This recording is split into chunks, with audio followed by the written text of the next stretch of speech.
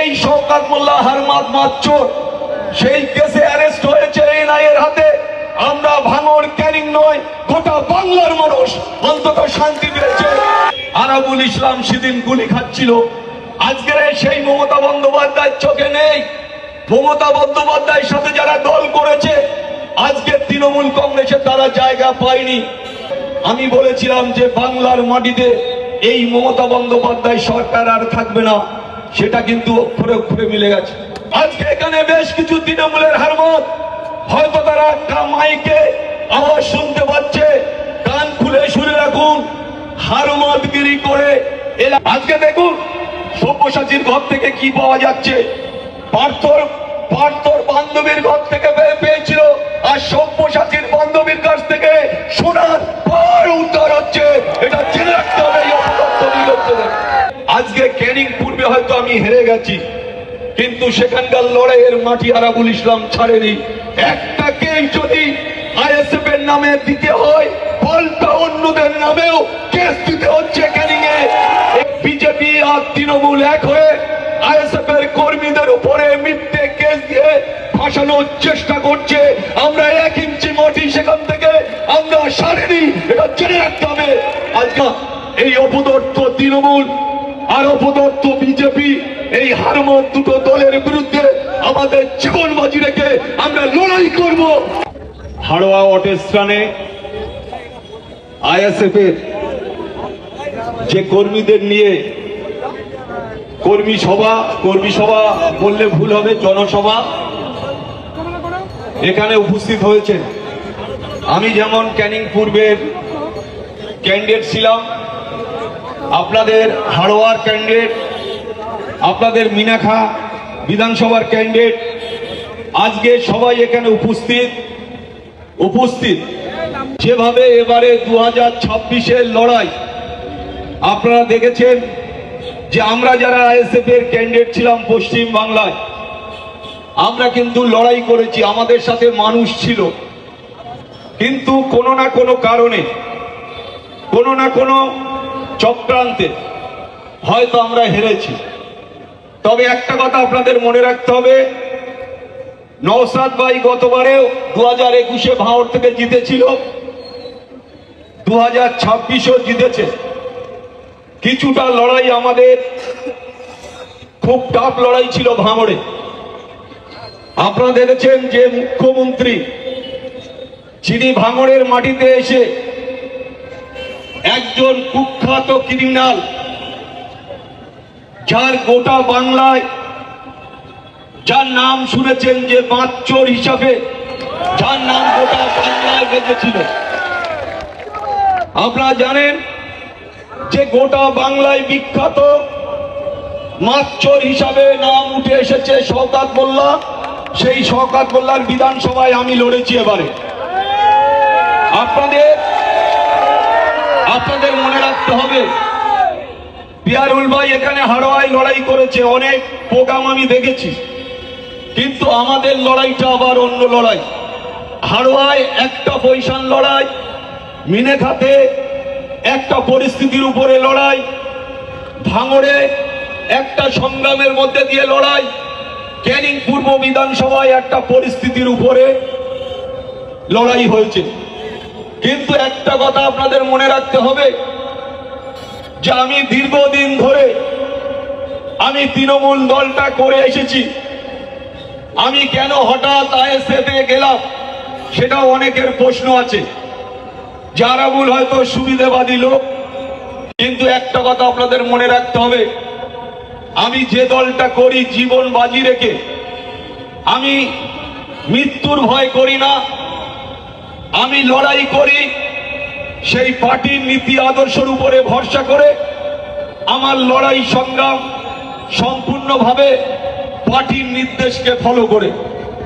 একটা কথা মাথায় রাখতে হবে, যে হারমাদের বিরুদ্ধে আমাদের লড়াই ছিল, সেই হারমাদ আপনারা দেখেছেন যে আজকে এনআইএর জালে সেই শওকত মোল্লা শুধু ক্যানিং ভাঙড় নয়, গোটা জেলা জুড়ে যার হাতে শয়ে শয়ে মানুষের রক্ত যার হাতে লেগেছিল সেই শওকত মোল্লা। আপনারা দেখেছেন বিভিন্ন সময় বিভিন্ন ভাবে ক্যানিং এর বুকে একটার পর একটা জায়গায় হানা দিয়ে প্রচুর আর্মস উদ্ধার হয়েছে। আপনারা দেখেছেন শেষ পরিস্থিতিতে ভাঙড়ে চালতে বেরিয়া একটা গ্রামে সেখানে বোম বানতে গিয়ে স্পটে একজন মারা গেছে, 5-7 জনের হাত পা উড়ে গিয়েছিল, কিন্তু এখনো তাদের কোনো হদিস পাওয়া যায়নি। সেই কেসে এই শওকত মোল্লা হারমাদ মাচ্চর সেই কেসে অ্যারেস্ট হয়েছে এনআইএ এর হাতে। আমরা ভাঙড় ক্যানিং নয়, গোটা বাংলার মানুষ অন্তত শান্তি পেয়েছে। মুখ্যমন্ত্রী মমতা বন্দ্যোপাধ্যায় যাকে ভাঙড়ের মাটিতে তার সার্টিফিকেট দিয়ে গিয়েছিল, আজকে মুখ্যমন্ত্রীর ভাবা উচিত প্রাক্তন আজকে কেন তিনি শওকত মোল্লা একটা সময় মমতা বন্দ্যোপাধ্যায়ের প্রাণ বাঁচাতে গিয়ে আরাবুল ইসলাম সেদিন গুলি খাচ্ছিল, আজকের সেই মমতা বন্দ্যোপাধ্যায়ের চোখে নেই। মমতা বন্দ্যোপাধ্যায়ের সাথে যারা দল করেছে আজকে তৃণমূল কংগ্রেসে তারা জায়গা পায়নি। আজকে কিছু হারবাদ, কিছু তোলাবাজ, কিছু যারা সন্ত্রাসকারী আজকে এবারে 2026-এ আমি বলেছিলাম যে বাংলার মাটিতে এই মমতা বন্দ্যোপাধ্যায় সরকার আর থাকবে না, সেটা কিন্তু অক্ষরে অক্ষরে মিলে গেছে। আজকে এই অপদস্থ জাল্লাদ, এই হারমাদ, আজকে এখানে বেশ কিছু তৃণমূলের হারমাদ, হয়তো তারা মাইকে আওয়াজ শুনতে পাচ্ছে, কান খুলে শুনে রাখুন। হারমাদগিরি করে এলাকার সার্বিক উন্নয়ন না করে বোম বন্দুক নিয়ে লড়াই করা যায় না। আজকে একটার পর একটা হারমাদ তৃণমূলে আজকে লুট করেছে, কখনো কখনো ফেরির টাকা, কখনো সরকারি টাকা, কখনো সার্বিক উন্নয়নের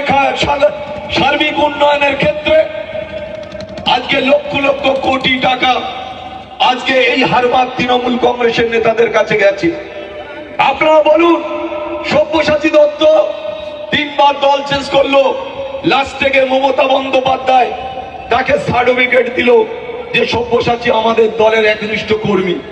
আজকে দেখুন সব্যসাচীর ঘর থেকে কি পাওয়া যাচ্ছে, পার্থর বান্ধবীর ঘর থেকে পেয়েছিল, আর সব্যসাচীর বান্ধবীর কাছ থেকে সোনার পাহাড় উদ্ধার হচ্ছে। এটা জেনে রাখতে হবে এই অপদস্থ বিরোধীদের। আজকে যারা মার খাচ্ছে কারা?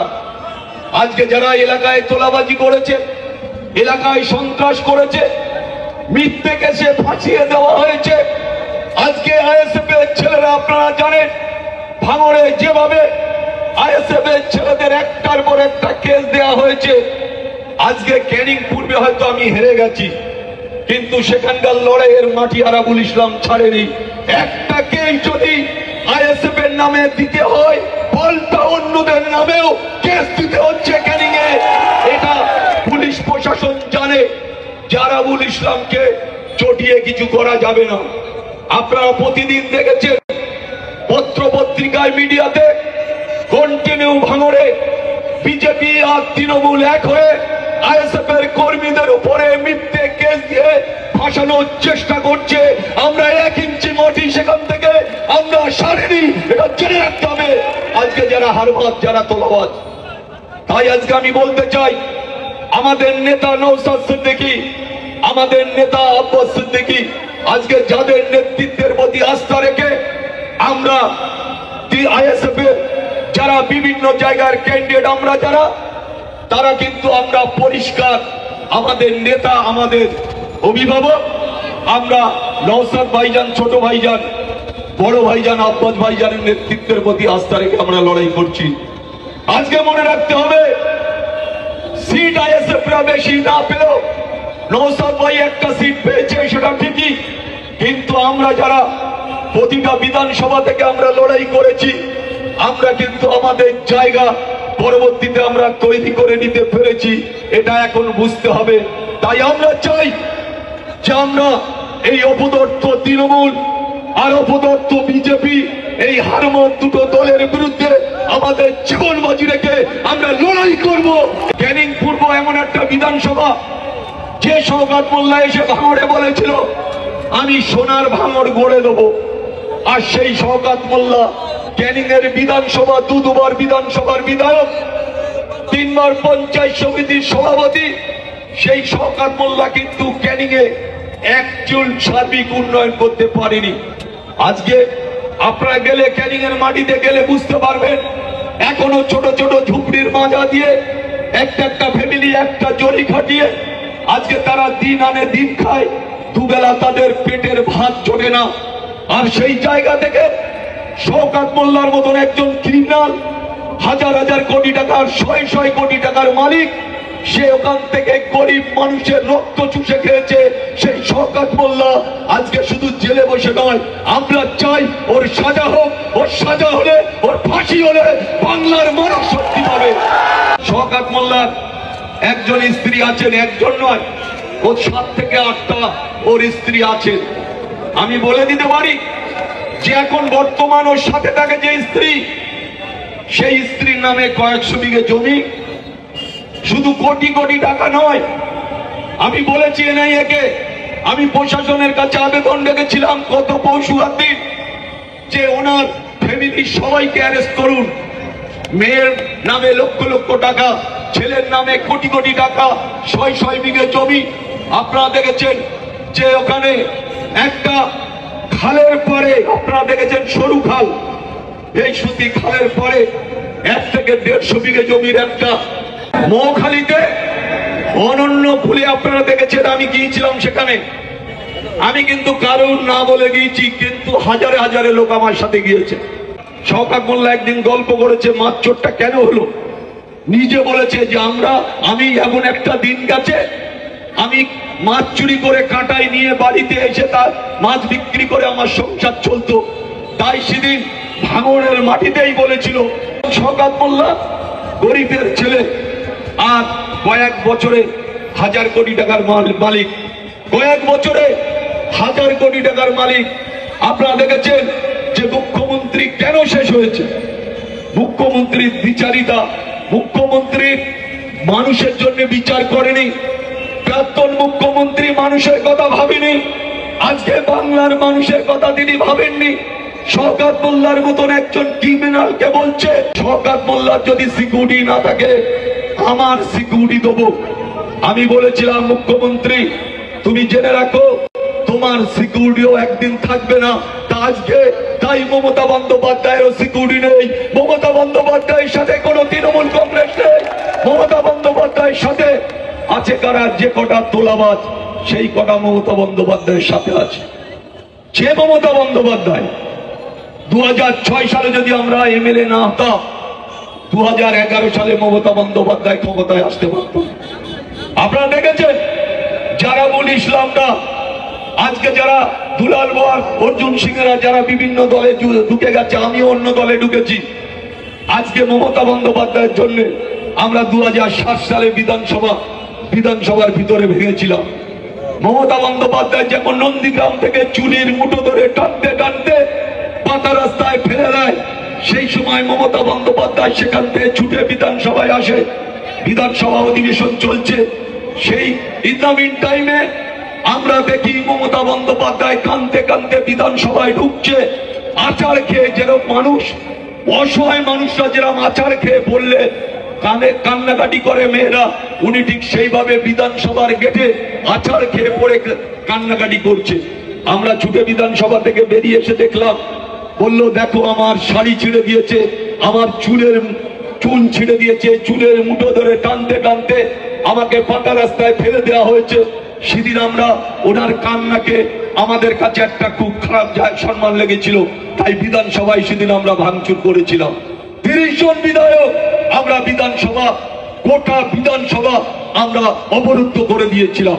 তার জন্য এই মমতা বন্দ্যোপাধ্যায় এই মানুষের কথা মনে রাখে না। আজকে সাধারণ মানুষের কথা ভাবিনি। আজকে শুধু চাল চোর, চাকরি চোর, কয়লা চোর, শিক্ষা চোর, গরু চোর নয়, গোটা বাংলাটা আজকে এক শ্রেণীর মানুষের হাতে তুলে দিয়েছিল এই মমতা বন্দ্যোপাধ্যায় সরকার। তাই আজকে বুঝতে হবে আমাদের লড়াই কিন্তু দুটো। আমরা বিজেপির সাথে যেমন লড়াই করব, সেই সাথে সাথে এই তৃণমূলের হারমাদদের বিরুদ্ধে আমাদের লড়াই হবে।